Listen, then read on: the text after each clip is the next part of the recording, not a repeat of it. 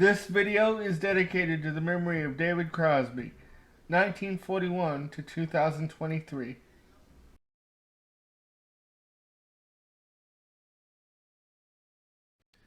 Good morning, everybody. We're going to start the week of reviews off with a review of my favorite live album of all time, Crosby, Stills, Nash & Young's 1971 release, Four-Way Street. It was released on April 7th of 1971 on Atlantic Records, and it was the boys' first live album. And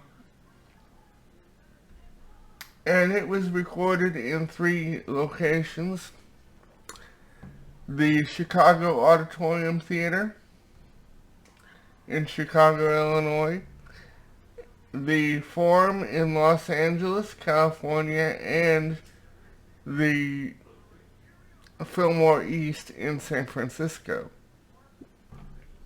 California. In 1992, Graham Nash produced an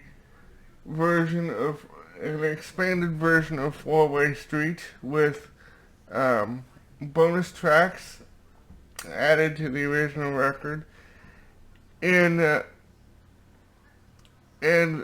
couple of those bonus tracks include a couple of my favorite songs of all time. First of all, a song from David Crosby's, what would later appear on David Crosby's first solo album, a song called Laughing.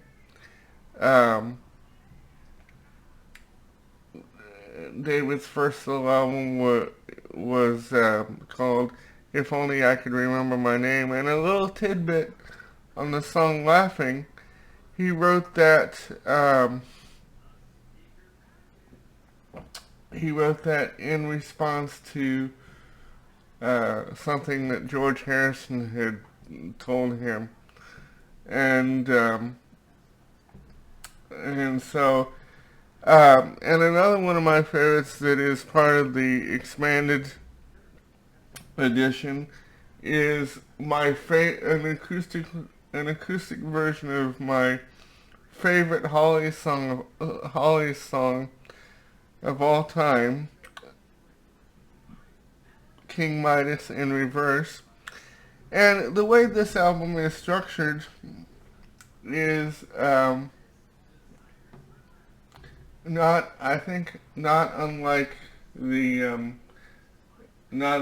their shows at that time, during that time period, which was they would come out and do a set of acoustic music, or as David called it, wooden music, and then they would take a break and then come back out and plug in and play electrically.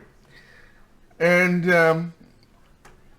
in my view, like I said, this is the greatest live album ever recorded, second only to the Allman Brothers at the Fillmore East.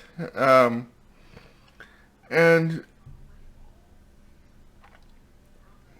it has my all-time favorite version of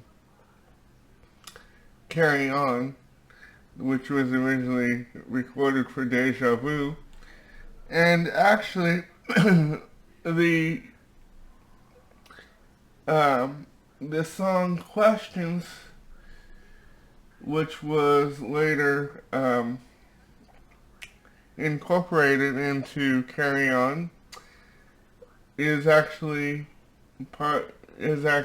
a old Buffalo Springfield song that Stephen had added on to Carry On. And like I said, it is my all-time favorite version of the song. And the version um, during the Deja Vu tour, some of the shows were filmed, and the version of Southern Man that is on here is the same, I believe, the same version that can be seen in Neil's Journey Through the Past road movie, because some of the shows were filmed.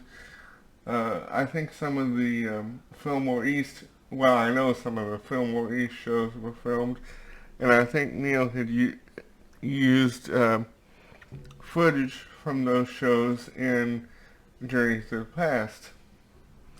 And I remember figuring that out and thinking it was so cool to be able to see footage from the Four-Way Street shows. And another one of my favorites is the medley of For What It's Worth and 49 Bye-Byes, which Stephen repurposed as America's Children. And you know, a lot of the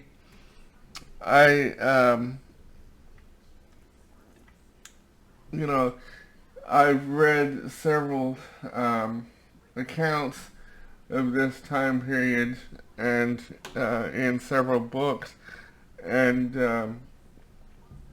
you know, they were, you know, Stephen, this was right around the time when the Vietnam War was really raging, and so they were all, you know, opposed, and I think rightly so, to the Vietnam War, and so the shows were, as they've always kind of been, politically charged. They were known for their political activism, and so I think the inclusion of For What It's Worth and 49 Bye-Byes as America's Children was very much justified. And you know, I read some accounts of that time period saying that Stephen would just rant and rave on stage and extend his piano medley, you know, with topical references, because it was right around the time of Watergate too. But actually, I think that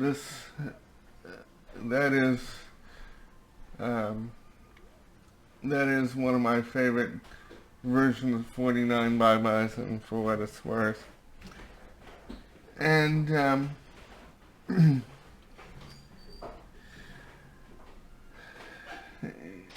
there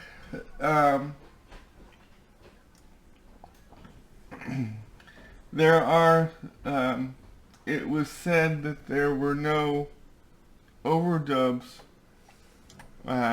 put onto the record. In other words, none of the mistakes were edited out, which I think adds to the record's charm, because it makes it more, it makes it even more of a live record when the mistakes are not taken out. And I remember for years I thought that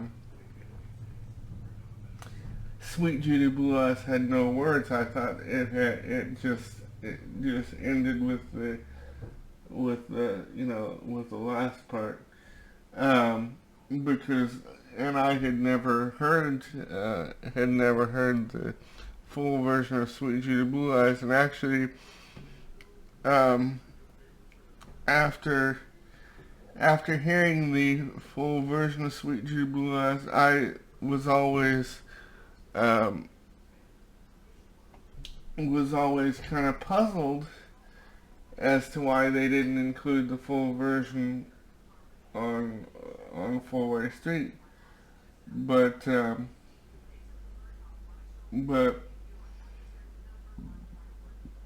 but maybe because it was a double record, that they kind of ran out of space. And something that I would like to add too is that the version of On the Way Home, to me, is the definitive live acoustic version. I love Steven's harmony work on this, on the Way Home. And like I said, it is, to me, in my view, the definitive acoustic version, live acoustic version of the song. And so, and I urge everybody to check this record out. If you haven't, you won't be disappointed. Enjoy the record.